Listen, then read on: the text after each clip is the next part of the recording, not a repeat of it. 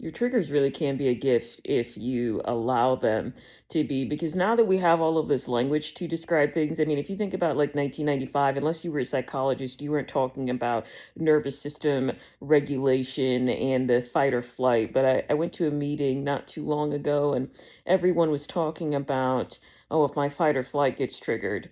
And the way they were talking about it was almost like if somebody else triggers their fight or flight, then their responses are totally to be excused because the other person or the situation itself is at fault for triggering the fight or flight. So therefore, everyone must be aware of everyone's triggers and everyone must make sure so as not to ever, ever, ever, trigger someone's survival mode and amygdala, the lizard brain. And, I just really think that that's the wrong approach. I really do think that that's weaponizing it's not pop psychology, but it's become pop psychology, and that's weaponizing then that language around other people to control them, or against environments to control them, and say that if this then gets triggered or roused in me, then I'm not responsible for my reactions. And I think that that's the wrong approach. The body does keep score. All of it has everything has a balance point, right?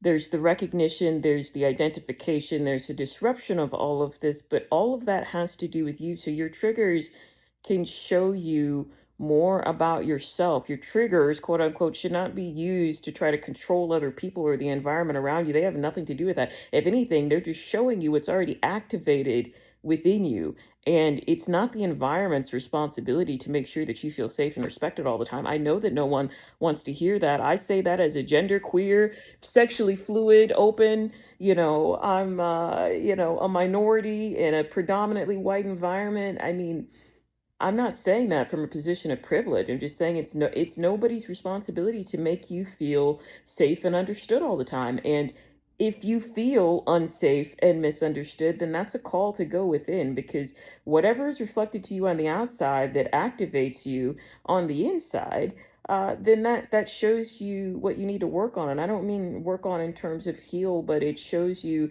where there's separation present. It shows you where there's wounds present. It shows you where there were emotionally salient events that have now been tied to an attachment of needing to control an outcome. That's what that's there for. Ramdas talks about, if you're seeking to be high all the time, this is a paraphrase, if you're seeking to be high all the time, then your triggers are downers. But if you're seeking to be free, if you want to be free, then your triggers can show you where you're not free. They can show you where you've been imprisoned. And that's why so many of us feel so disempowered, because if you're looking for the freaking president or your workplace or the people around you to make sure that you feel free, you will always be enslaved. That's just that's the way she goes.